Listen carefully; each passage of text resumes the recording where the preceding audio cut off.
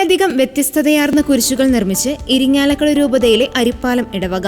വിശുദ്ധ കുരിശിന്റെ പുകഴ്ചയുടെ തിരുനാൾ ആചരണത്തിന്റെ ഭാഗമായാണ് അരിപ്പാലം കർമ്മലമാത ഇടവക ദേവാലയത്തിലെ മതബോധന വിദ്യാർത്ഥികളുടെ നേതൃത്വത്തിൽ കുരിശുകളുടെ നിർമ്മാണം നടത്തപ്പെട്ടത്. മത അധ്യാപകരുടെയും മാതാപിതാക്കളുടെയും സഹകരണത്തോടെയാണ് കുട്ടികൾ 100-ലധികം കുരിശുകൾ നിർമ്മിച്ചത്. കുട്ടികളിൽ ക്രിസ്തുവിന്റെ അടയാളം പതിപ്പിക്കുക എന്ന ലക്ഷ്യത്തോടെ സംഘടിപ്പിച്ച ഈ പരിപാടി വലിയ വിജയമായി എന്ന് വികാരി ഫാദർ ലിജു മഞ്ഞപ്രക്കാരൻ പറഞ്ഞു.